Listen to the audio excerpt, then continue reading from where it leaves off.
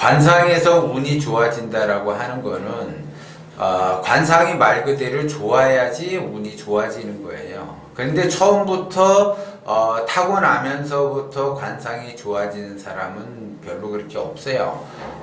살아가면서 관상이 좋아지게끔 하니까 관상이 좋아질 뿐이에요. 그런데 관상이 나빠지려고 하는 사람들은 성형을 하려고 하죠. 성형을 한다라고 하는 거는 관상이 나빠지기 위해서 성형을 하는 거예요. 그러니까 그 사람이 그만큼 운이 안 좋으니까 성형을 하려고 한다라는 거죠. 그래서 기본적으로 그 쌍꺼풀 수술을 한다든지 아니면 코가 났다고 해서 코를 살짝 올린다든지 뭐 이런 거를 한다라는 거죠. 그러면 그 운이 안 좋아져서 굉장히 힘든 삶을 살아갈 수밖에 없어요. 그러니까 결국 얼굴에 손을 댄다라고 하는 거는 원하는 거를 얻지를 못하게 된다 이렇게 봐야지 돼요. 그러니까 사람이 살아가면서 원하는 것을 얻지 못한다라는 거는 기본적으로 결혼 생활이라든가 아니면 결혼 생활을 해서 자식을 낳는다든가 그러면 그 자식이 잘 안 되고 또 결혼 생활도 불편해지고 또 직장 생활도 불편해지고 두루두루 이제 불편해지는 형국을 자기 스스로가 만들어내는 거죠. 그리고 기본적으로 절대 쌍꺼풀 그러니까 수술하거나 코를 높인다거나 눈을 또 앞팀 뒤팀 한다거나 아니면 입술이 이렇게 그 윗꼬리가 올라가게끔 한다거나 그 하는 거 수술하는 것 자체도 안 좋은데 더더욱이 절대 하지 말아야지 될 그 성형 수술을 바로 보조개 수술이에요. 그 보조개 수술을 하는 사람도 있는데 그런 사람은 절대 하시면 안 되고 기본적으로 내가 선천적으로 타고나기를 보조개를 안고 태어났다 그러면 젊었을 때는 이제 보조개가 들어가니까 뭐 이쁘다, 귀엽다, 뭐 이렇게 이제 좋은 소리를 많이 들을 수는 있어요. 그런데 말년이 안 좋다라는 거죠. 그러니까 보조개가 들어간 사람들은 말년이 엄청나게 안 좋다라는 거죠.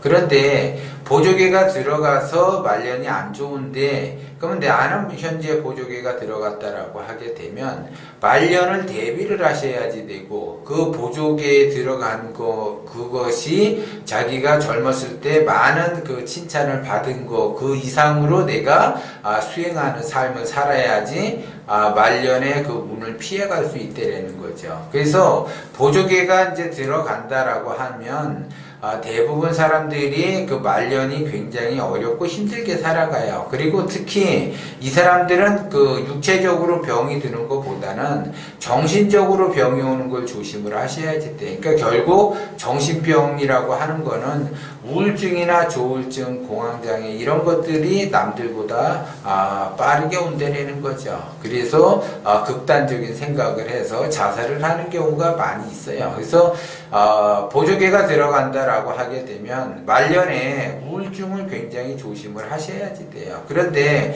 우울증을 조심한다고 해서 우울증이 안 오는 것이 아니라 그 이전에 나의 그 기운 상태를 좀 크게 쓰고 욕심을 좀 내려놓고 그러면 우울증이 안 오는데 기본적으로 이런 분들은 또 욕심이 굉장히 강해요. 그렇기 때문에 그 욕심에 의해서 굉장히 그 말년에 힘든 삶을 살 수밖에 없다라는 거죠. 그래서 상담을 이제 하러 오거나 아니면 이제 뭐 컨설팅을 받으러 오거나 뭐 이런 사람들은 이렇게 해서 쭉 해서 이제 공통점을 보게 되면 대부분 보조개가 들어가신 분들이 정신병을 앓고 있는 사례가 많아요. 그리고 말 그대로 힘든 삶을 산다라는 거죠. 그래서 지금 이 나이에 60이 넘었는데 50이 넘었는데 내가 새 출발하기는 너무 늦은 것 같다. 그래서 욕심이 많으니까 내가 뭐를 해야지 될지도 모르고 앞날은 깜깜하고 그래서 이 사방에 운이 막혀서 되는 거는 없고 뭐를 해도 안 되고 그러니까는 진퇴양난으로 굉장히 그 힘들어 해요. 그러면 그 힘든 것만큼 정신병이 깊어지겠죠. 그러면 정신병이 깊어질수록 더더욱 하고 싶은 일도 없고 모든 것을 손을 놔버리는 형국이 된다는 거죠. 그래서 말 그대로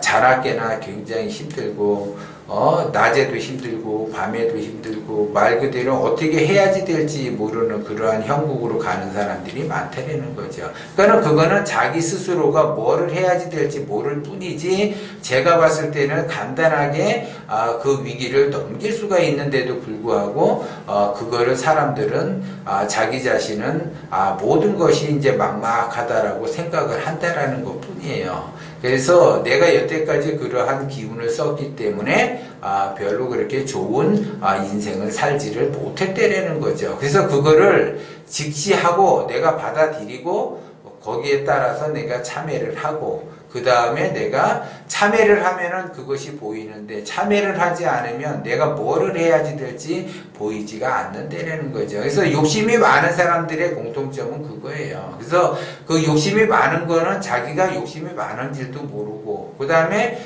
자기가 인생을 성장하는 쪽으로 가고 싶은데 막막하기 때문에 뭐를 해야지 될지 모르기 때문에 그렇다는 거죠. 그것이 부부간의 갈등이든 자식 간의 갈등이든, 자식이 뭐를 해도 안 돼. 자식은 나이가 먹고 30대 40대가 됐는데도 불구하고 이 말 그대로 엄청나게 그 힘든 삶을 사는데도 불구하고 자기 뜻대로 되지 않는다고 대부분 사람들이 그래요. 그거는 자기의 욕심 때문에 자식이 안 되는 거지, 그 자식이 안 되는 거는 말 그대로 어리석어서 안 되는 것이 아니라는 거죠. 근데 그것도 모르고 자기 자신이 욕심이 많은데도 불구하고 자기 뜻대로 자식을 이렇게 손아귀에서 주려고 하다 보니까 어렵다라는 거죠. 그래서 그런 것도 다 극복할 수 있는데 왜 극복이 안 되는가? 자기의 욕심 때문에 극복하기가 어렵다는 거죠. 그래서 사주를 보든 관상을 보든 말년에 굉장히 힘든 삶을 살아가는 사람들은 그 관상이 그렇게 만들어졌기 때문에 그렇게 살아갈 수밖에 없어요. 그래서 제가 자꾸 관상을 좋아지게끔 행동하라고 자꾸 이야기를 하는 거예요. 근데 당장은 내가 좋아지게끔 행동을 한다고 해서 그것이 확 좋아지면은 그 사람들이 그렇게 관상이 좋아지도록 노력을 할 텐데, 확 좋아지는 것이 아니라 내가 지금 좋아지도록 노력을 한다라고 하게 되면 그것이 6개월이나 1년 뒤에 결과가 나타나니까 이건 해두고만 안 해두고만 이렇게 생각을 한다라는 거죠. 그래서 더더욱 말년으로 갈수록 고난의 길을 갈 수밖에 없다라는 거죠. 그래서 그런 거를 보면 굉장히 안타까워요. 그래서 제가 좀 전에 얘기했듯이 보조개가 들어간 사람들은 특히 명심을 하셔야지 돼요. 내가 말년에 고난의 길로 가게 되는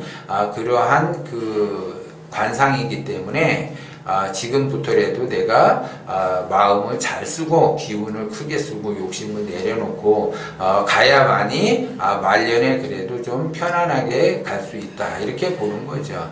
연예인들 보면은 예를 들어 우울증이나 공황장애 왔던 분들이나 아니면 자살을 했던 분들을 보게 되면 대부분 그 보조개 때문에 영향을 굉장히 많이 받는다라는 거죠. 그렇기 때문에 여러분들도 다른 사람은 그래도 나는 안 그럴 거다라고 해서 물론 생각을 하지만 다른 사람이나 나나 다를 바가 없다라는 것 또한 명심을 하시고, 내가 기운을 어떻게 쓰느냐에 따라서 말년이 달라진다라는 것을 명심을 하셔야지 돼요.